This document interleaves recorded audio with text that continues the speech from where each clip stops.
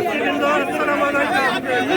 আপনারা যারা দূর দূরান্ত থেকে সকাল থেকে এখন পর্যন্ত অপেক্ষা করেছেন, সবাইকে আমার অন্তর থেকে জানাই সংগ্রামী সালাম।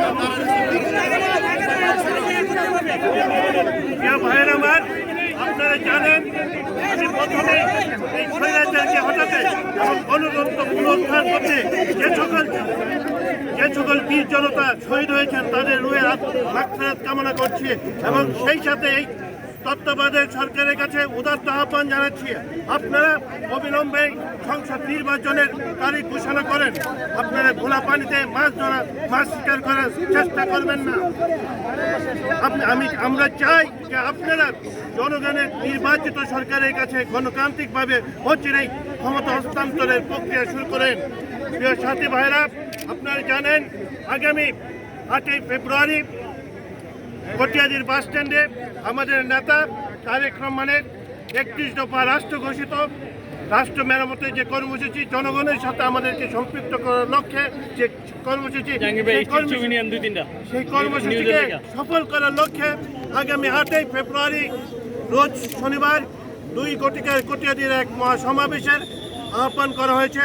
আপনারা যে যার অবস্থান থেকে কটিয়াদীর এই জনসভাকে সাফল্যমণ্ডিত করে প্রমাণ করে দিবেন কটিয়াদীর পাকুন্দার মাটি, খালেদা জিয়ার ঘাটি, কটিয়াদীর পাকুন্দার মাটি।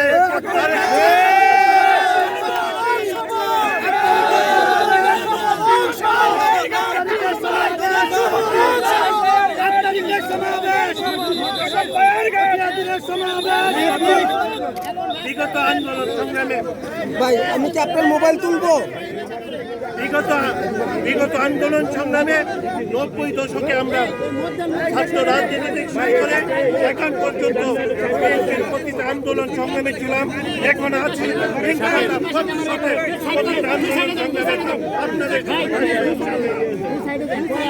শান্তি ভাইরা, আপনারা জানেন আমার নির্বাচন এলাকা কটিয়াদীর পাকুন্দা, যেখান থেকে আমার আব্বা এমপি ছিলেন, আমার দাদা এমপি ছিলেন। ইনশাল্লাহ এবার যদি দল মনোনয়ন করেছে আমাকে নমিনেশন দেবে, ইনশাল্লাহ আপনাদেরকে নিয়ে আমরা সেই বিজয়ের মালা ছিনে আনবো।